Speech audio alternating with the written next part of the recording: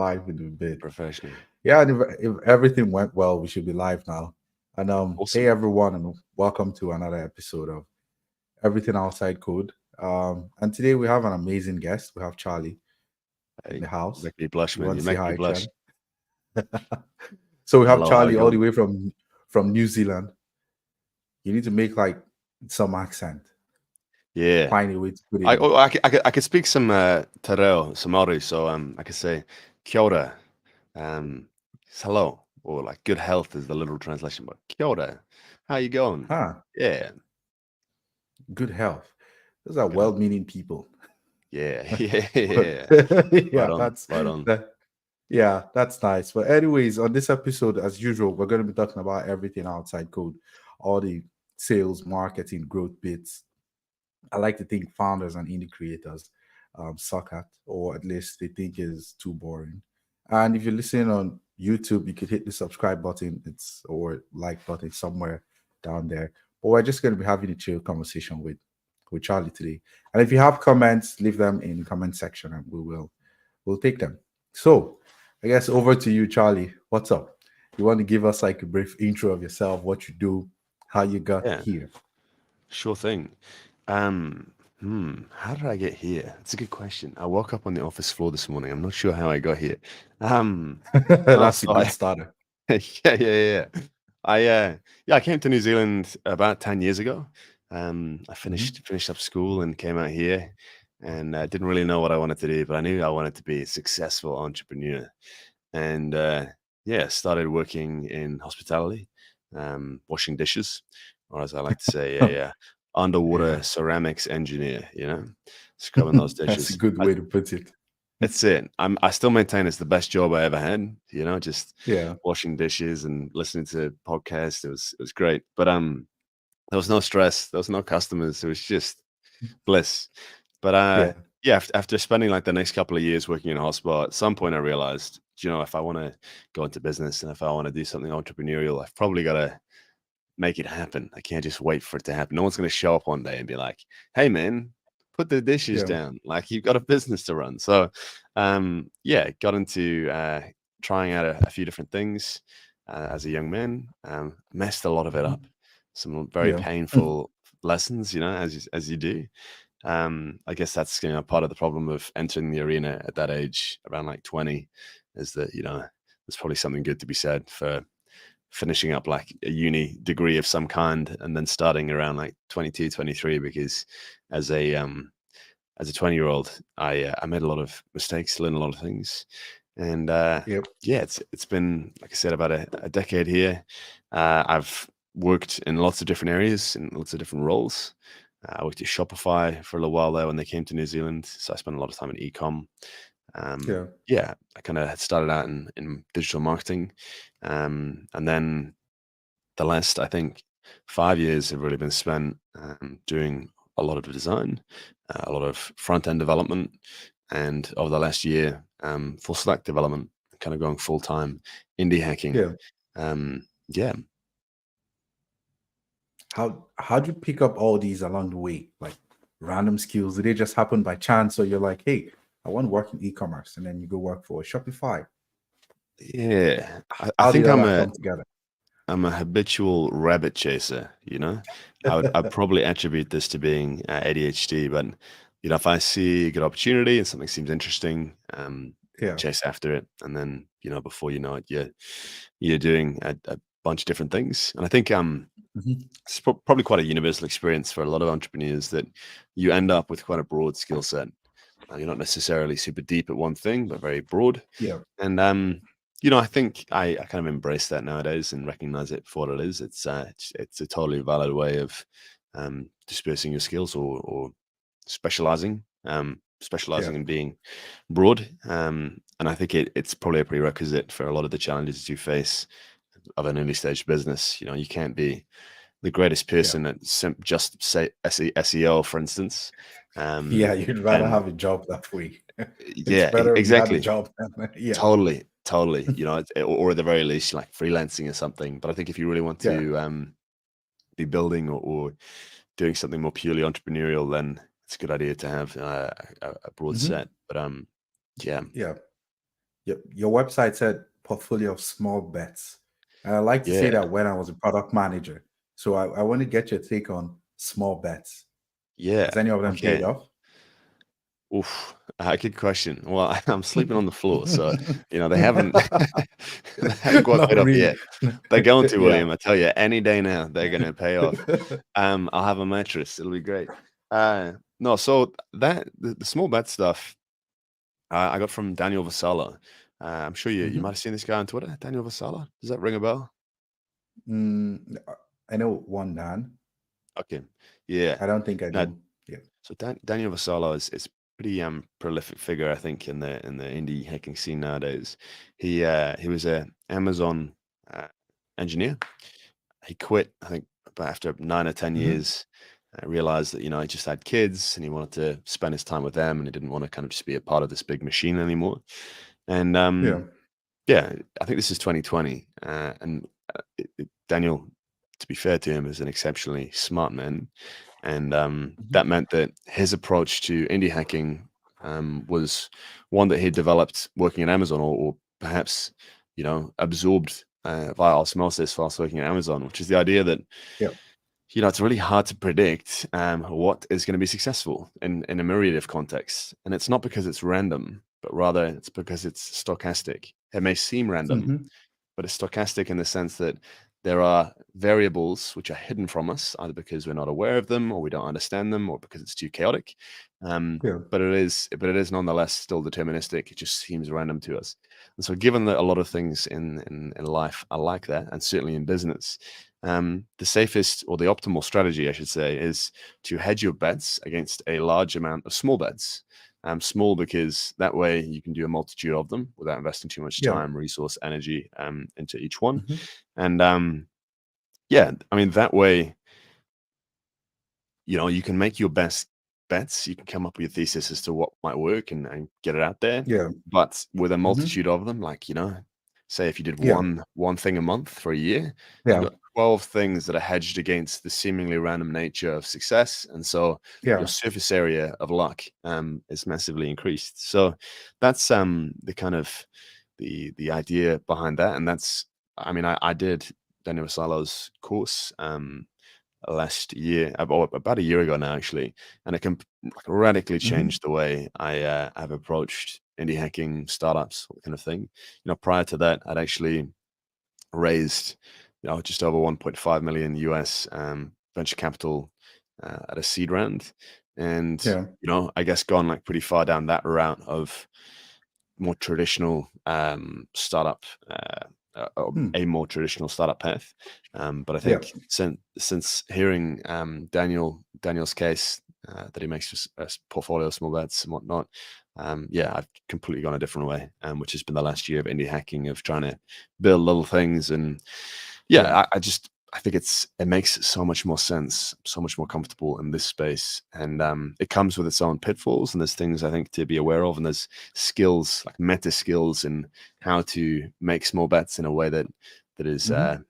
most optimal. For instance, not tackling things that um, require like 6 months of work to build and trying to condense it into Yeah. 1 month, Yeah. and perhaps also not quitting things too early. Um, but uh, but overall, I do think it is perhaps I would go as far to say I think it's like the optimal strategy if you're Yeah. someone who, certainly if you're someone who like doesn't have um, parents with a few million to throw at you, or connections to Yeah. like, I don't know, Peter Thiel or something. So yeah, that's them. Yeah. Yeah. And do you plan these bets? Are they like related, or do you sort of like have like boundaries for each bet? So you're like, this bet, it has to be like a SaaS product. It must be, you know, maybe asset light or asset zero. It's just pure software, so you don't have to like manage anything. Do you space them out, or do you just build stuff as you get an idea? You build a small piece of it, and then you just put it out there, and it just becomes one bet. Yeah, it's a good question. I think that there's different, totally valid ways of approaching this, and some folks, like, Hmm. give you a case in point, Tim Wheeler. Um, Tim is a fantastic indie hacker, and I think he approaches this in a much more methodical way, insofar as Hmm. he'll have a bet laid out for the next month, and he'll kind of work through that. I think Greg Gilbert, probably another example of that approach. For me, I'm a being of pure chaos energy, William. So I Yeah. I'm quite comfortable waiting for these things to come to me, and Hmm. sometimes that means I'll be halfway through a small bet and I'll see an opportunity arise. And this is, I guess, what I was touching on with that meta skill set. Like I could probably do Yeah. better at not getting so distracted. I'm not chasing after the next idea before I finished the preceding one. But, I'm split on this. It's one of those things that, I've been challenging a lot of conventional wisdom that Hmm. I found within myself, like, a lot of intuitive things like, "Ah, you should really finish absolutely everything." And I can't tell if I'm just rationalizing things here in a way to make myself Yeah. feel better, but I do think that I was thinking about this yesterday, like, say I'm working on a project, and a small bet. Hmm. I'm 2 weeks into a roughly 4-week window to take it to market or to build it and get it out there. And Yeah. I might realize something at that point, perhaps about the distribution or lack thereof of Yeah. the project I'm working on. And then I might see an opportunity only because I set Elsewhere. out and worked on that, where I'm like, do you know what? I'm actually going to park this, even though, yeah, the conventional wisdom would be see it through. And I'm gonna go Yeah. do that. And like I said, I don't know if I'm just rationalizing this in a way that makes me feel better about it, but I think there Yeah. might be something to that. But in any case, yeah, I'm just pure chaos. There is a criteria of things that Hmm. like, there's a shape of an opportunity that I'm looking for. And I like the Hmm. analogy here. This is an analogy I came up with a few years, well, probably like 5 years ago, and it came from thinking about relationships, Yeah. specifically kind of romantic relationships, um, and it's translated for me, I think, very well into business. But I think, yeah, when it comes to relationships and business, it's almost as if someone's handed you a big box full of puzzle pieces, with the only Yeah. tricky part being that you don't have the picture on top of the box. And Yeah. so you need to set out and try and build it, put the pieces together. And I think every time you have an at bat, be it, a Hmm. relationship or you go out there and try and build something, even if you fail, what you come away with is a small piece of that picture. Yeah. So each time it's becoming a little bit more clear to you what the final result should look like. Hmm. And I think, in relationships, that's you finding yourself and seeing how you interact with others and learning about, your quirks and what you're looking for. I think Hmm. in an indie hacking context, it's just as important. And so each time I've gone away and built something over the last year, um, I've come away, having failed. Otherwise, I wouldn't be Yeah. sleeping here. But I have been able to come away with a much better idea of the shape of what I think the Hmm. breakthrough opportunity will be. And Hmm. I can talk a little bit to that if you'd like. Yeah. Yeah. Please go ahead. Like, Yeah, I want to hear all the practicalities of it.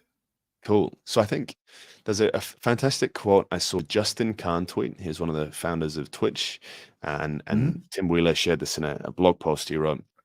Um, the quote reads, "First time entrepreneurs are obsessed with building, and then second time entrepreneurs are Yeah. obsessed with distribution."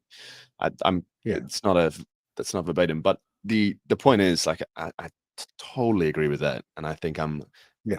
I read it and felt kind of excited that I'm at a point where I perhaps am grizzled You enough that I understand. really understand it, because Yeah.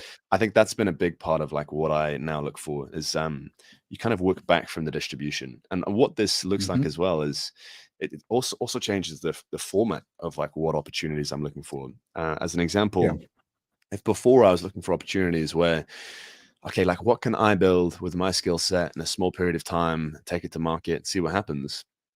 Now it's much more like, okay, what is an opportunity that I can team up with someone who has incredible distribution in a specific niche, Yeah.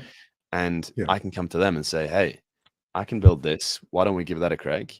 Um, Yeah. you already have almost the trickiest part solved for you. Because yeah, distribution is I think the name of the game. Assuming you have reached a point where you can build things proficiently and you have a good Hmm. understanding of product, yeah, the rate Yeah. limit definitely becomes distribution. So yeah, that's kind of the shape. I'm looking for something that has distribution there. I'm looking for something Hmm. specifically that I can build quickly, again, within my skill set, and ideally Hmm. that isn't super technically complex. There are plenty of Okay. problems in the world that require a long time and a lot of technical thought and ability and prowess and perhaps resources and a big team to get to. They're Yeah. valid problems that I'm glad that there are amazing people out there solving. But I think for my calculation and this kind of small Yeah. bets philosophy, those aren't the ones here. And it's not to say that, everything has to be small scale. It's just that Hmm. that path in needs to be, there needs to be like a logarithmic run up to it. Like it Yeah. needs to be, I can tackle this as or just on my own or with a couple other people, and we can get pretty far very quickly and get something out there. And I guess the Hmm. 0 to 1 in this example is we can get something in front of people such that they're using it and they're Yeah. giving us feedback and they're paying some money for it. And then Hmm. I think past that point, it's that's when the really interesting stuff begins. Assuming that, you might say that's giving you some product market fit.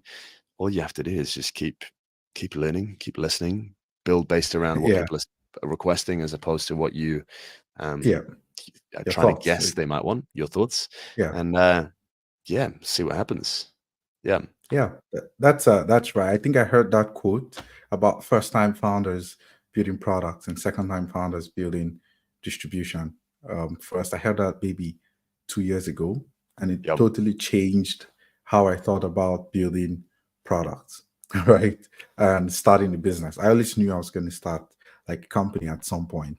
Um, but just like you, I had like tons of ideas.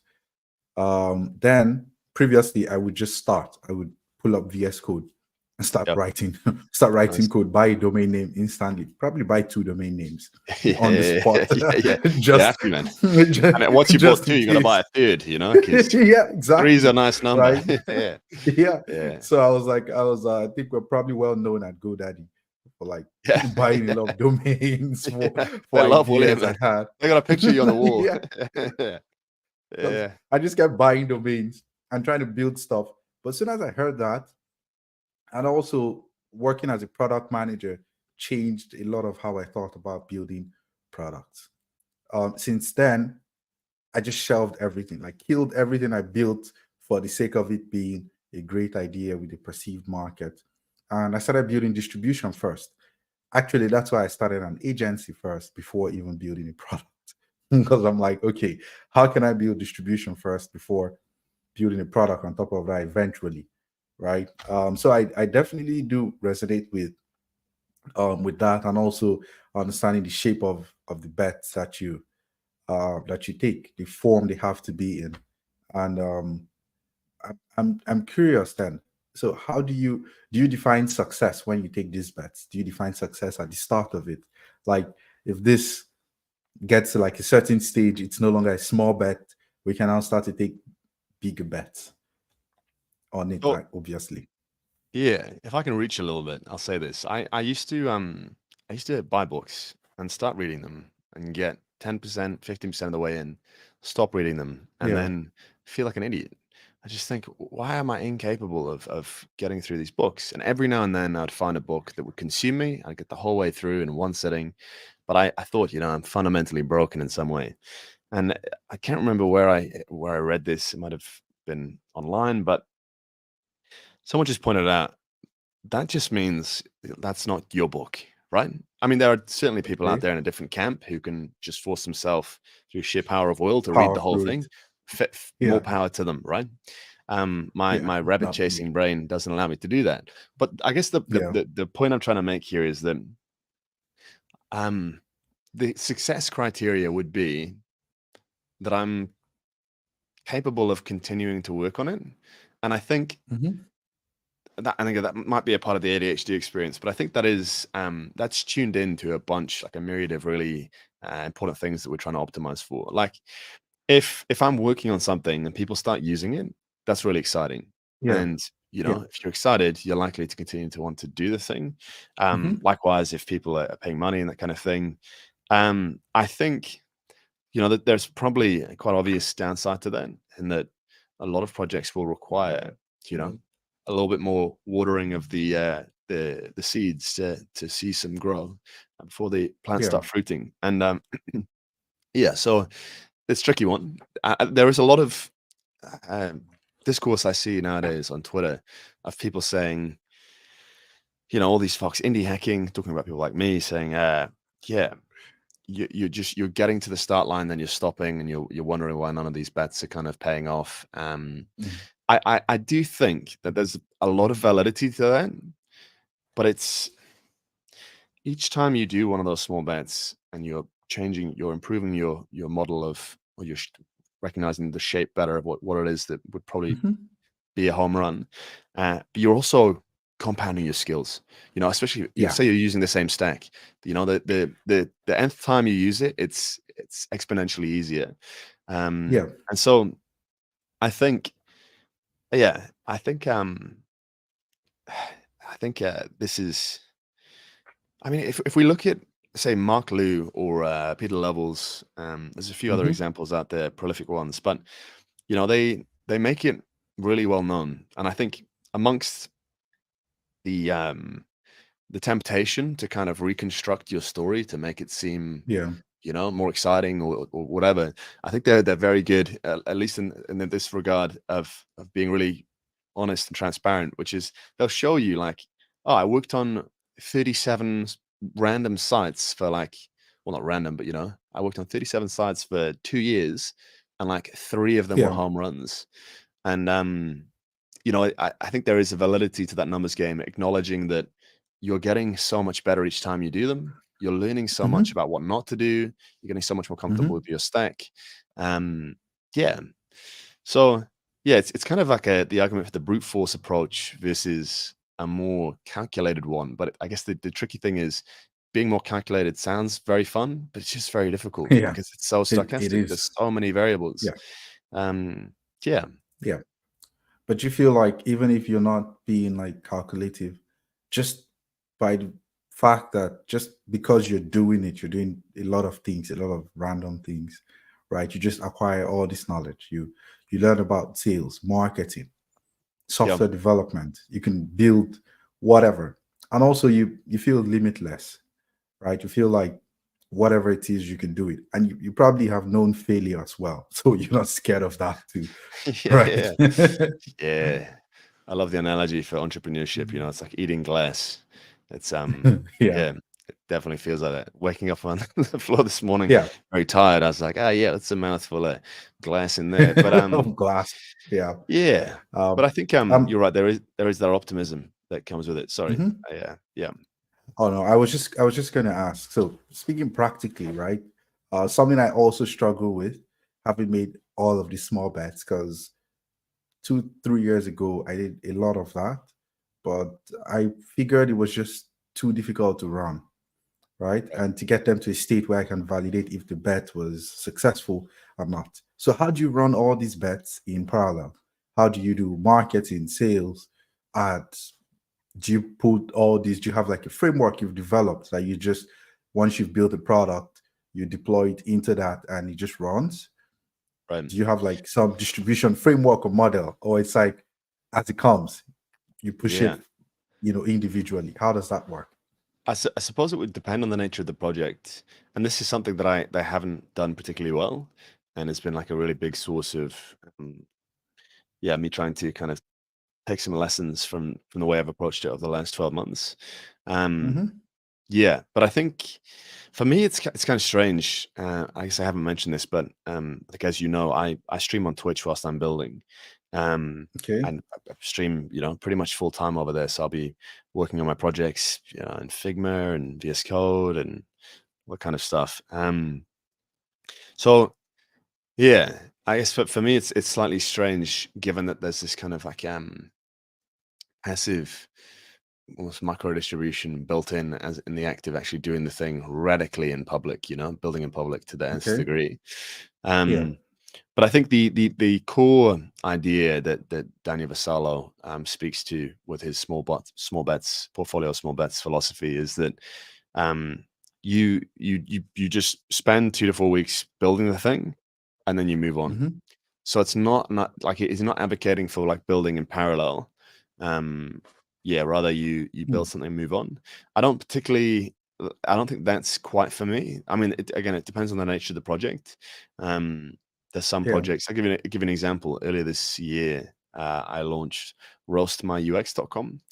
The idea being, it's like a free queue people can join to get user experience feedback from me, which Hmm. I guess is one of kind of like my core skill sets.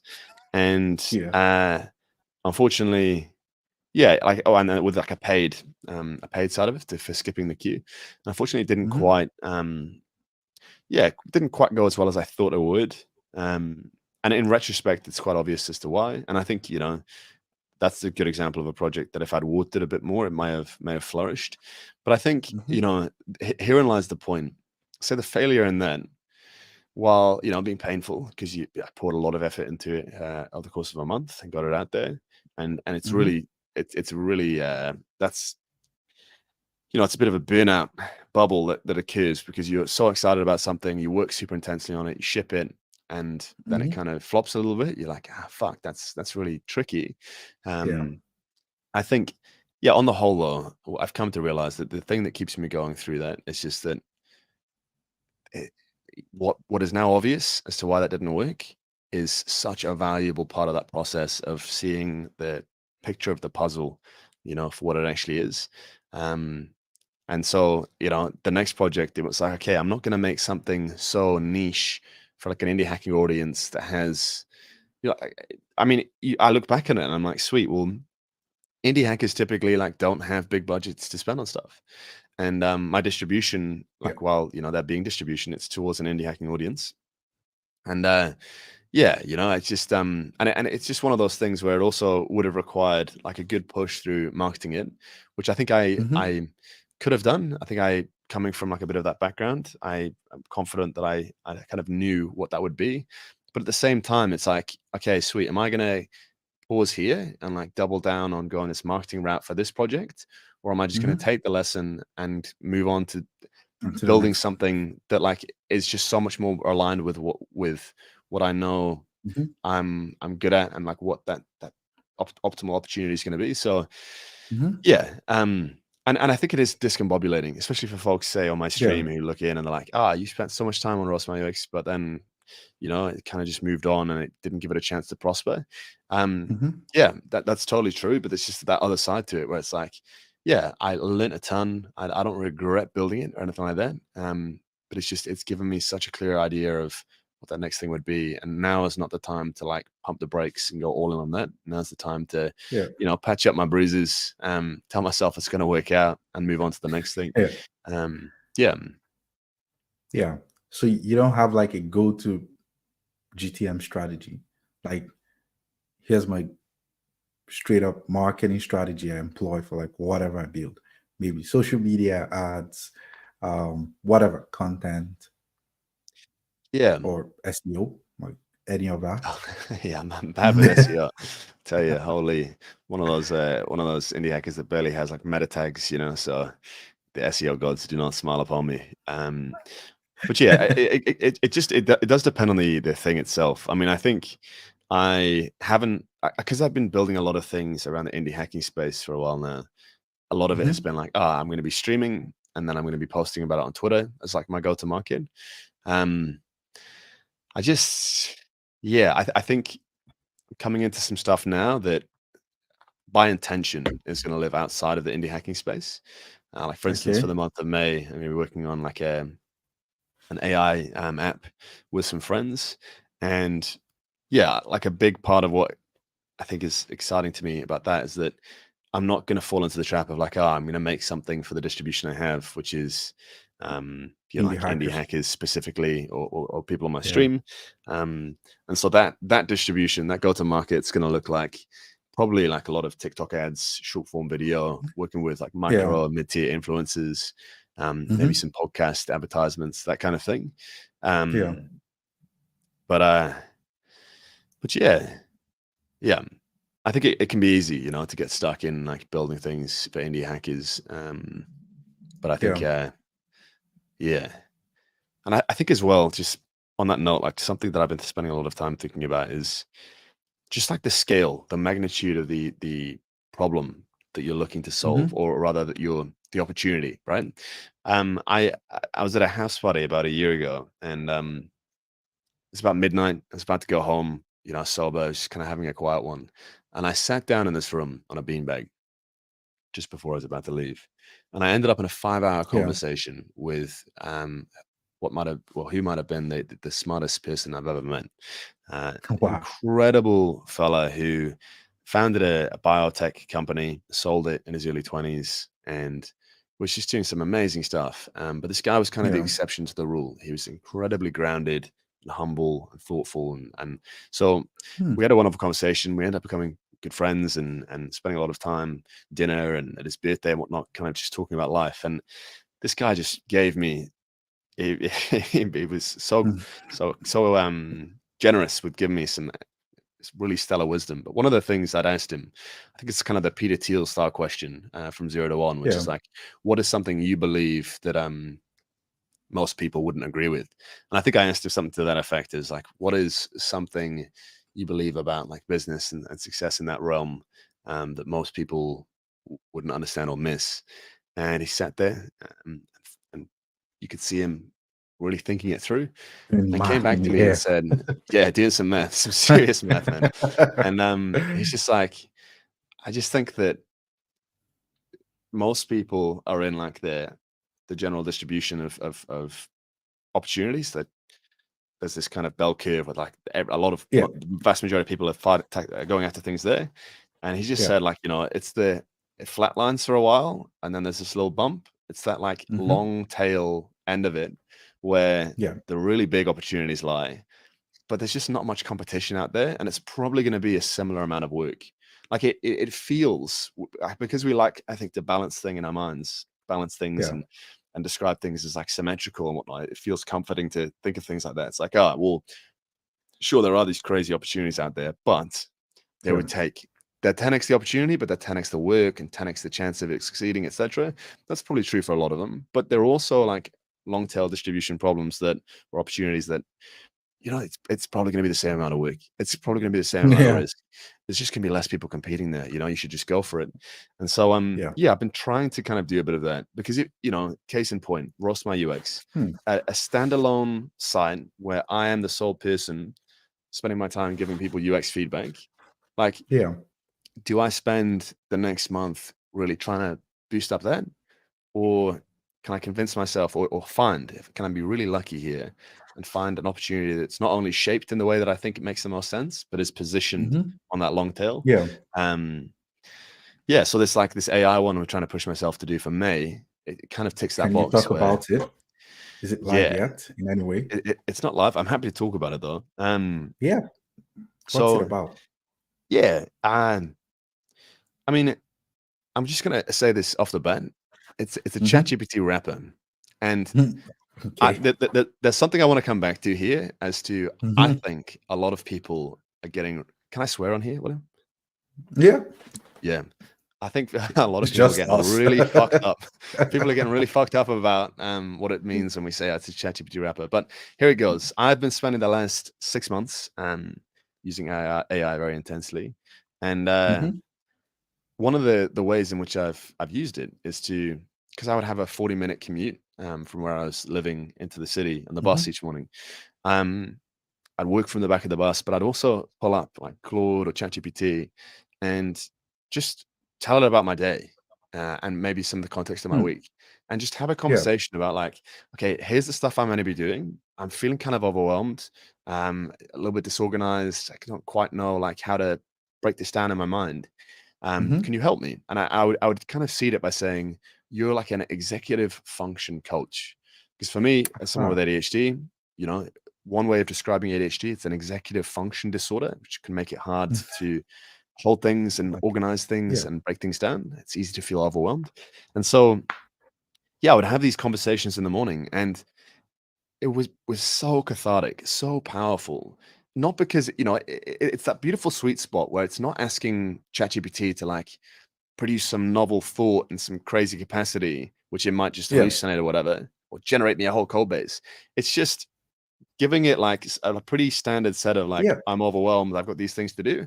And it's able to just regurgitate it to you in such a way that it's like, hey, it's totally Order. normal that you're feeling stressed out. You Yeah. mentioned last week that you didn't get much sleep on these days, and this big event happened, so you're probably you know dealing with a lot. So give yourself some space to like not beat yourself up. You're doing fine. Why don't you try and tackle this today, and then tomorrow morning you can take care of that, and then sort this.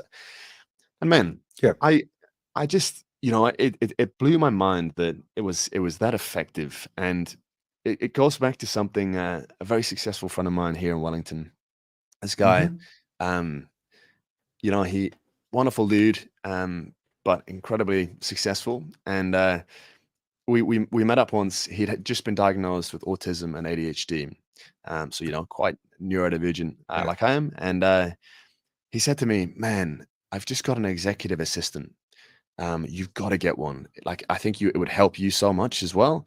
It's Yeah. changed my life." Da, da, da. I said, "Oh, that's great. Isn't it quite expensive?" He said, "No, no, it's the thing. It's only like 1,200 a week." And I'm like, "Oh, Yeah. yeah, sure, sure, brother. Like, I too am a millionaire. Like, that's fine." Um, so anyway, I guess it put it on my radar, and I thought about it going away from that conversation. It's like Hmm. that makes total sense if you are especially neurodivergent and a founder. I mean, neurodivergence aside, I mean, most founders are probably neurodivergent, Yeah. but even if you put that Yeah. aside, just if you're trying to do some really intense shit, you know, Hmm. um, you're gonna benefit immensely from having some guidance and some help Yeah. processing things. And so Hmm. that's kind of just really what I'm trying to build. So it's called a hyperfunction. I really love the Yeah. name. I'm quite proud of that one. And Okay. it's just going to be to begin with. It's just going to be a Hmm. ChatGPT wrapper.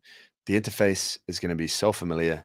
You got a sidebar here, the area the text comes in here, and a chat box down there.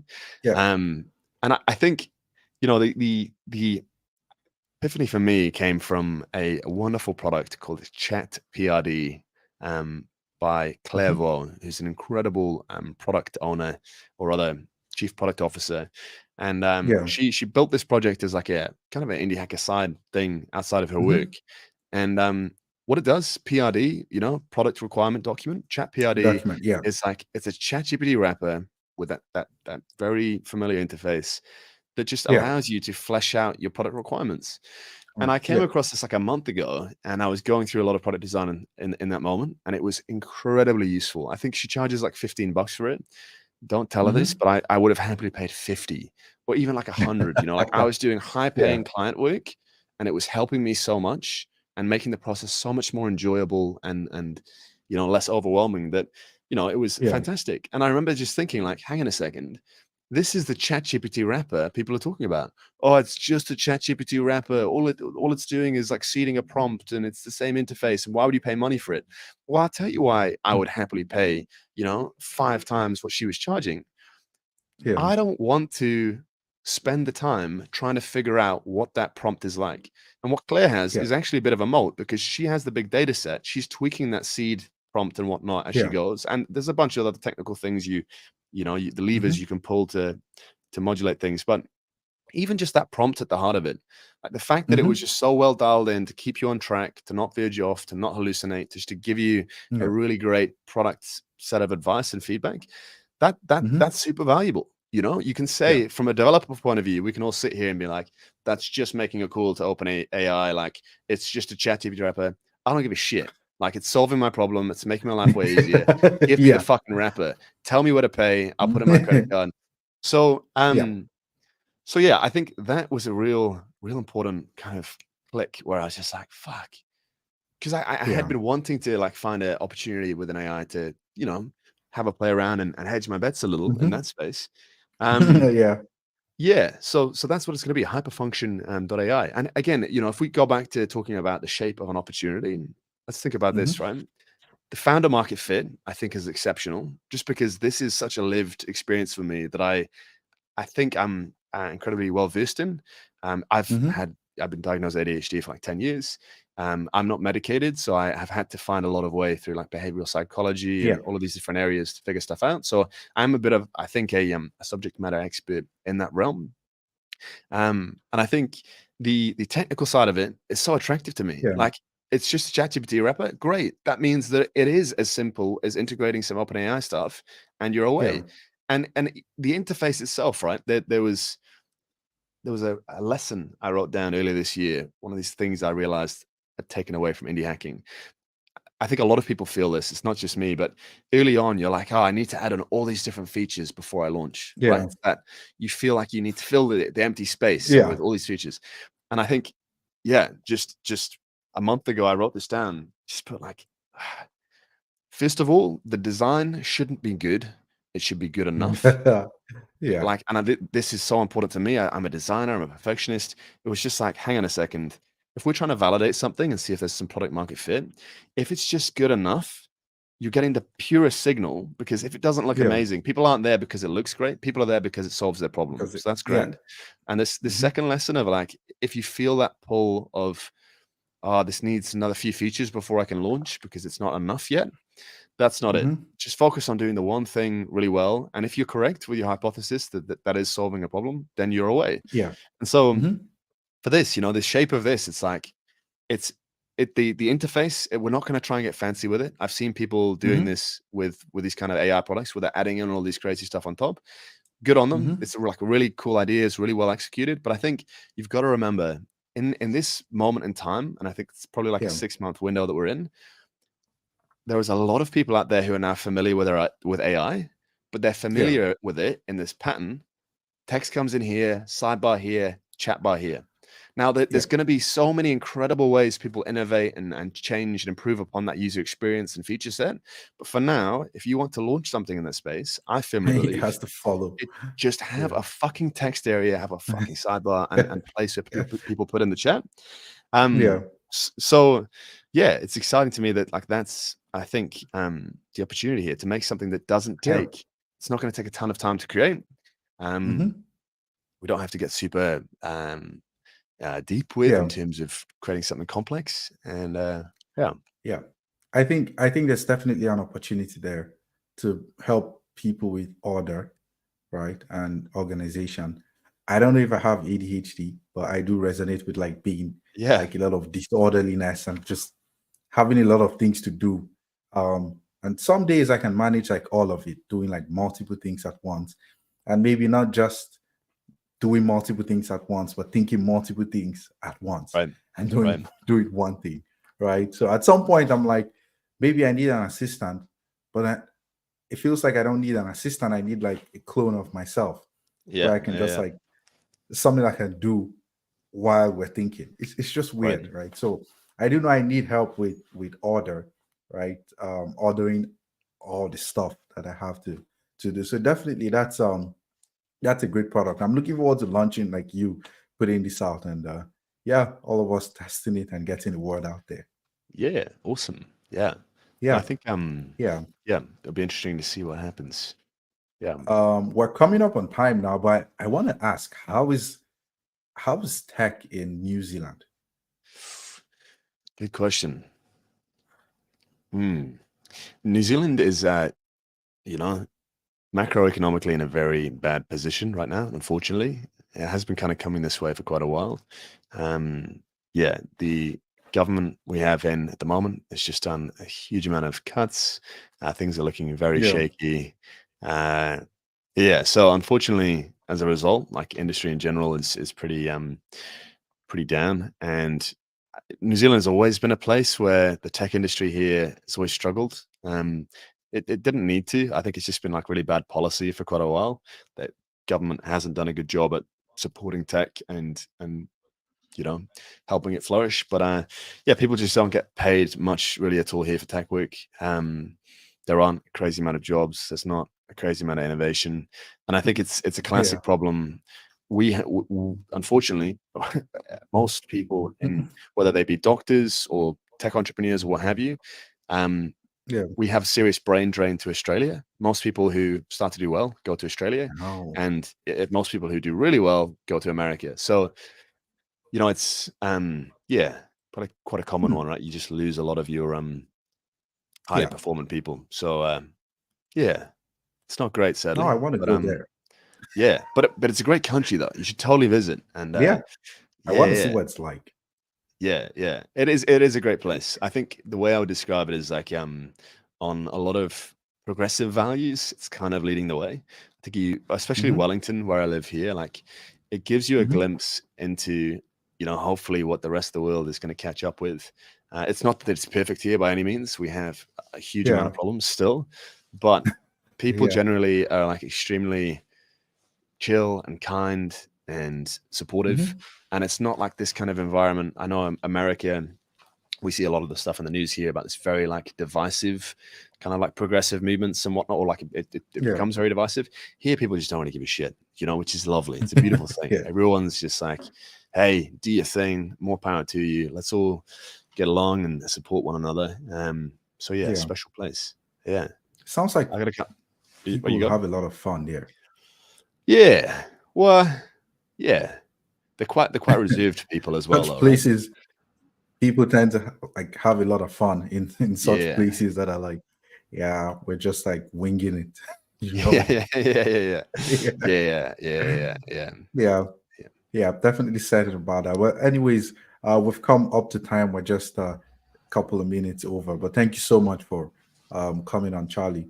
I really No, love the conversation around small bets, and I guess anyone listening out there um, that's struggling with, would I say, shipping something, maybe you shouldn't, put all your eggs in one basket and try to, spend time. Maybe you try the small bets approach and see. I've tried it; it worked for me.